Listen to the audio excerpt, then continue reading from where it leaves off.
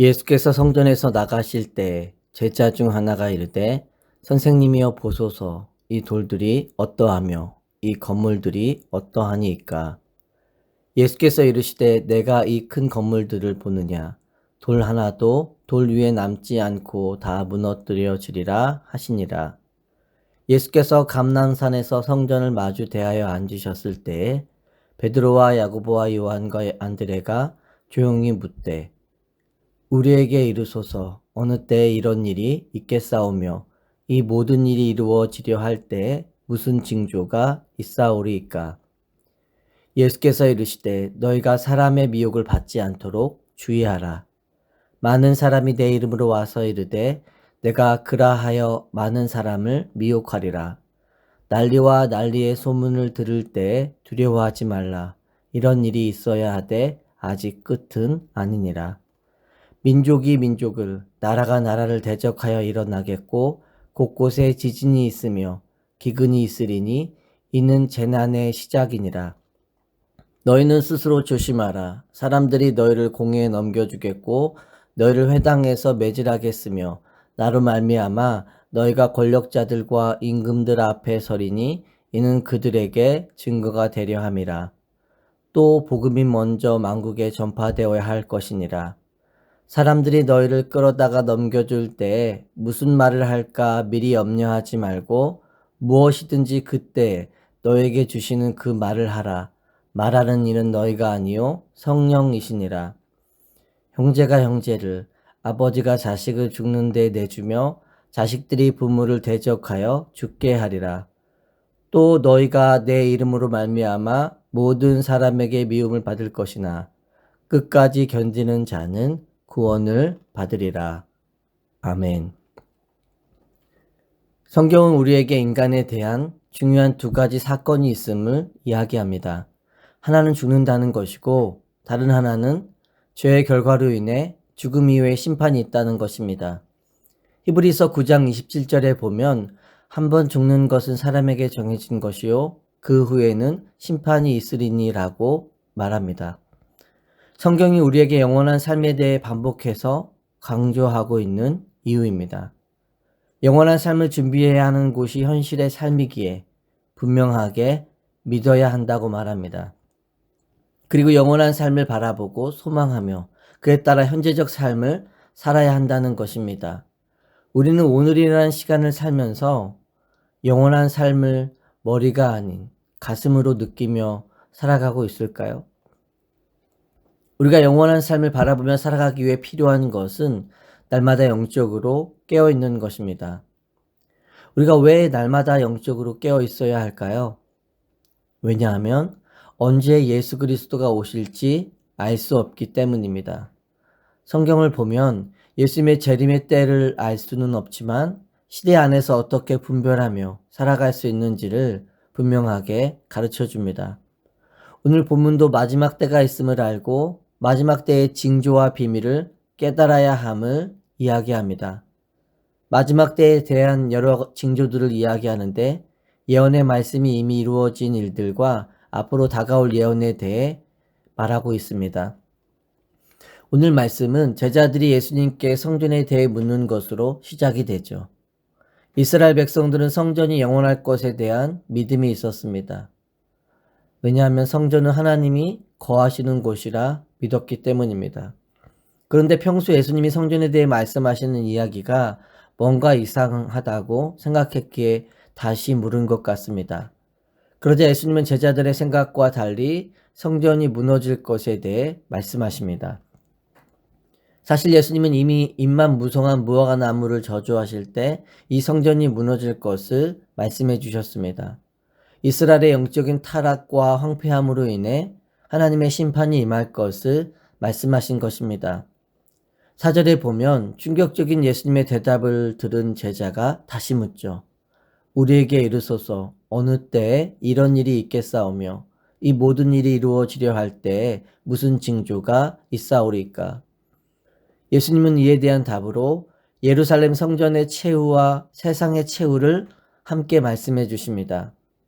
제자의 물음에 보면 어느 때에 이런 일이 있겠냐라고 묻죠. 이것은 회록 성전이 언제 어떻게 무너질 것인지를 물은 것입니다.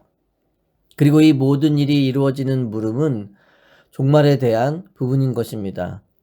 예수님은 제자들에게 장차 예루살렘 성전이 산산이 무너질 것과 동시에 유대인들이 엄청난 핍박을 받을 것을 말씀해 주십니다. 예수님의 예언은 주 70년에 그대로 이루어지게 되는데 로마 황제 네로의 명을 받은 티토 장군이 예루살렘 성을 함락하고 유대인들의 존재의 중심인 성전을 파괴하게 됩니다. 영원할 것 같았던 성전이 처참하게 무너지고 돌 하나도 돌 위에 남지 않게 됩니다. 왜냐하면 이스라엘의 신앙이 형식과 이선으로 가득 차며 영적으로 타락했기 때문입니다.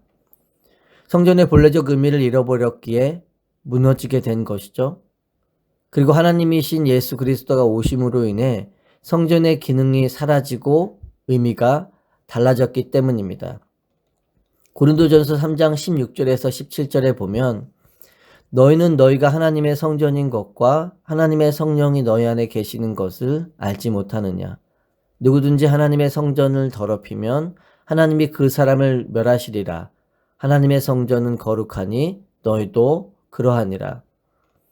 믿는 자의 몸이 하나님이 거하시는 거룩한 성전인 것입니다. 이것이 우리가 시대의 모습을 따르지 않고 거룩히 구별되어 살아야 하는 이유입니다. 고린도후서 4장 18절에 보면 우리가 주목하는 것은 보이는 것이 아니요 보이지 않는 것이니 보이는 것은 잠깐이요 보이지 않는 것은 영원함이다 라고 이야기합니다. 우리가 어떻게 영원한 것을 바라보고 소망하며 살 수 있을까요? 내 안에 계신 하나님을 바라보며 살아갈 때 가능한 것입니다. 3절 이하에 보시면 예수님의 말씀이 말세에 일어날 일들의 징조에 대한 메시지임을 보게 됩니다. 예수님이 재림의 때에 대해 정확히 말씀해 주지 않으셨기에 마지막 때를 분별하며 살도록 징조를 통해 깨닫고 살아가도록 말씀해 주신 것입니다. 본문에 보면 그 마지막을 알리는 징조로 3가지가 소개되고 있습니다. 첫째는 미혹하는 자들이 많아진다는 것입니다. 5절에서 6절 말씀이죠. 마지막 때에 일어날 현상이 우리를 미혹해 하는 자들이 많아진다는 것입니다. 미혹이라는 단어는 길을 잃어버리게 한다는 뜻인데 진리에서 벗어나게 만드는 것입니다. 역사 속에는 거짓된 가르침과 가짜 그리스도와 적 그리스도가 있었습니다. 그런데 왜 잘못된 것에 우리가 미혹되어 살아가게 될까요? 그것은 영적인 분별력이 없기 때문입니다. 우리가 분별력을 잃어버리면 무엇이 소중한 것인지를 깨닫지 못하게 됩니다. 오늘의 시대에 영원한 삶이 있음을 깨닫지 못하며 살아가는 사람들의 특징이 있습니다. 무언가에 깊이 빠져 그것 외에는 다른 것이 눈에 들어오지 않는다는 것입니다. 시대가 흐를수록 그리스도가 아닌 악하고 죄악된 것에 빠져 헤어나오지 못하는 것입니다. 마지막 날이 다가올수록 종교적 미혹이 계속 증가될 것이기에 우린 영적 분별력을 가져야 합니다. 깨어서 기도하고 진리의 말씀을 깨닫고 말씀의 인도하심을 따라 살아가야 하는 것입니다. 두 번째는 사회적 혼란과 자연의 재앙이 일어난다는 것입니다. 7절에서 8절 말씀입니다.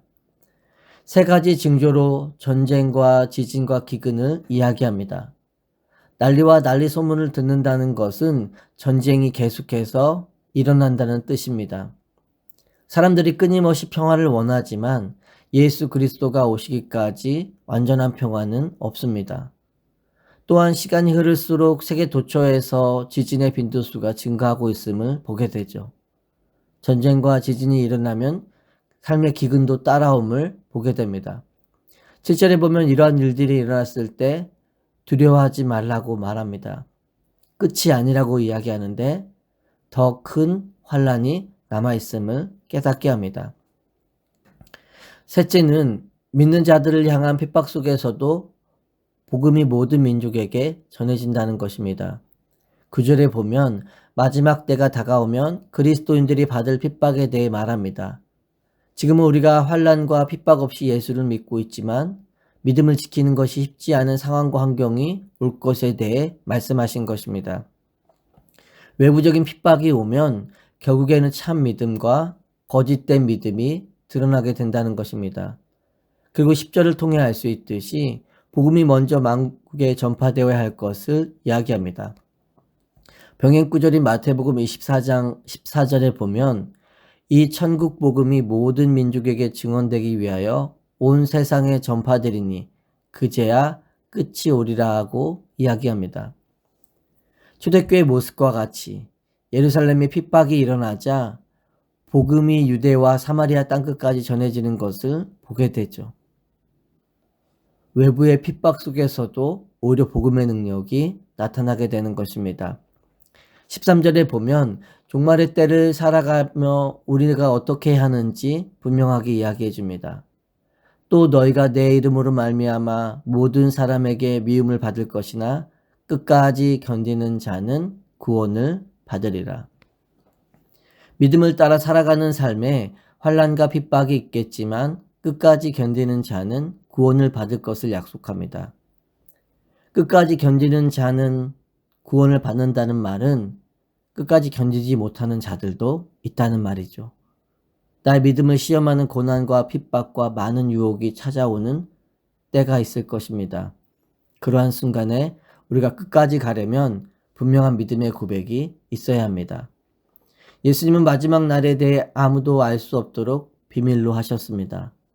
그날이 오늘일 수도 있다는 깨어있는 마음으로 살아가기 위함입니다.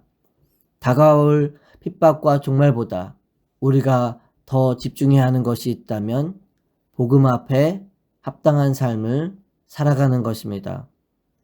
건강한 종말론적인 삶이란 오늘 주님이 나를 부르셔도 주님 앞에 부끄럽지 않는 삶을 살아가는 것입니다. 로마의 한 지혜로운 왕은 신하들이 자신을 문안할 때마다 자신에게 이렇게 인사하라고 했다고 이야기하죠. 폐하, 죽음을 기억하십시오. 우리는 마지막을 준비하며 오늘이란 시간을 살아가고 있을까요? 예수님이 이 땅을 떠나시면서 우리에게 두 가지를 부탁하셨죠. 가서 제자 삼으라는 것과 서로 사랑하라는 것입니다. 예수님은 우리가 생각하지도 못했던 그때 다시 오실 것입니다. 우리는 죽음으로 모든 것이 끝나는 자들이 아니라 주님과 함께 영원히 살아갈 자들입니다. 다시 오실 주님을 믿고 바라보며 그 뜻에 따라 하루하루를 살아갈 수 있는 은혜가 있기를 소망해 봅니다. 다시 오실 주님을 기다리며 날마다 스스로에게 물어야 할 질문이 있다면 이것입니다. 나는 오늘 주님을 기쁨으로 맞이할 수 있는 준비가 되어 있는가? 오늘도 하나님 안에서 그리고 하나님 앞에서 살아가고 있음을 기억할 수 있는 복된 하루가 될 수 있기를 예수 그리스도의 이름으로 축원합니다.